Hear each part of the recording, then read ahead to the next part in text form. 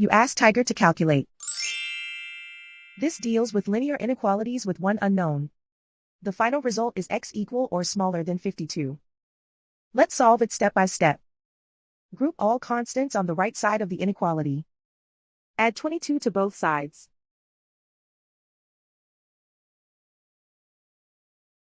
Simplify the arithmetic.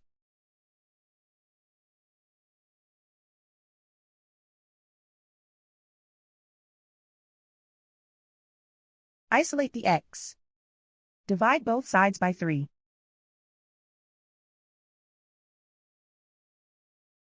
Simplify the fraction.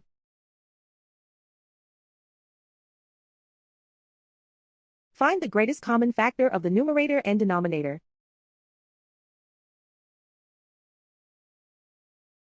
Factor out and cancel the greatest common factor.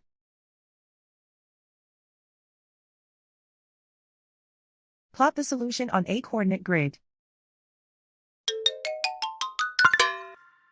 And so the final result is x equal or smaller than 52.